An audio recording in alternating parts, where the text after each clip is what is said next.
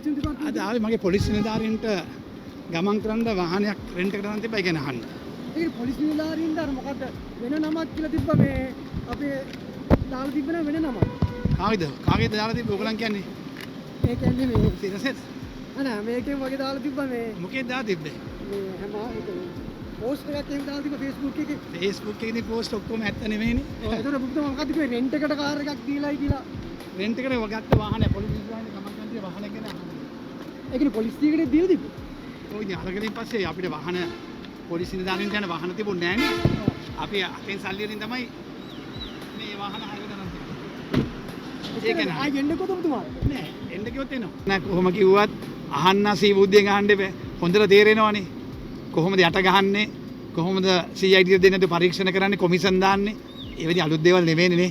ආණ්ඩුවට එක නීතියක්, කතානායකවරයාට එක නීතියක්, පෙට්‍රෝලියම් ඇමතිට එක නීතියක්, විපක්ෂයට විපක්ෂයේ කාර්යභාරය ජනතාව වෙනුවෙන් ඉටු කරන අයට වෙනම නීතියක්. 100ට නෙමෙයි 100 ඒවා කතා වැඩක් නෑ. ප්‍රතිචාරය පේන හොඳ රැස්වීම වල සෙනග දිහා බලපුවා. රැස්වීම වලට සෙනගෙන්න පුළුවන්. එහෙනම් ඉතින් හැම රැස්වීම වල සෙනගෙ ඉන්නේ. එහෙම වෙන්නේ නැහනේ. ඉතින් ජනතාව තේරෙලා තියෙන රැවටුණා කියලා. ජනතාව වුණා. ජනතාව ඇන්දුවා. ලංකා ඉතිහාසයේ මේ තරම් ජනතාව රවට්ටපු යුගයක් කවදාක්වත් තිබුණේ නැහැ. ඒකම ඇත්ත. තිත්ත ඇත්ත. අපි කෙරුවා හොඳට. හොඳට කෙරුවා ආණ්ඩුව. ඔය පේන ඇහැ අරලා බලන්නකො උඩින් තියෙන්නේ මොකද්ද කියලා බලන්නකො. මේ කරපු සංවර්ධනය හැමදාම වෙන්නේ ඒක තමයි. ජනතාවේ සල්ලි බැංකුවේ තියාගෙන හරියන්නේ නැහනේ. නේ? ඒ සල්ලි කාගේ සල්ලිද? දැන් ජනාධිපතිතුමා කියද්දී මං ට්‍රිලියනයක් වෙන් කරලා තියනවා කියලා කාගේ සල්ලිද? එතුමා ගෙදරින් ගෙන ආපු සල්ලි නෙමෙයිනේ.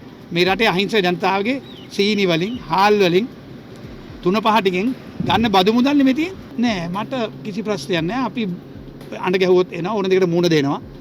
එහෙම මේ බය අපි මේ දේශපාලඥයෝ වුණාම දේශපාලඥයෝ බයේ හැංගින දේශපාලඥයෝ වැඩක් නෑ. ඕන ප්‍රශ්නයක් එද්දි මූණ දෙන්න පුළුවන් ආත්ම ශක්තියක් තියෙනවා. ඒක වැරදි කරලා නෑ. අපි එන්න කියපුවාම එනවා. අපි අහන දේවල් වලට උත්තර දෙනවා. පැනලා යන්නේ නෑ. හරි මේ කෙඳිරි ගන්නෙත් නෑ. ආණ්ඩුව තමයි දැන් කෙඳිරි ගාලා හැංගිලා ඉන්නේ. අහනේ අර ඇත්ත කතාව කියන්නේ මොකද්ද? රෙන්ට් එකට අරගෙන තියෙන්නේ පොලිස් නිලධාරීන්ට ගමන් කරන්න. අරගෙන පස්සේ දුන්නේ නෑනේ වාහන. කාටද රෙන්ට් එකට දුන්නේ?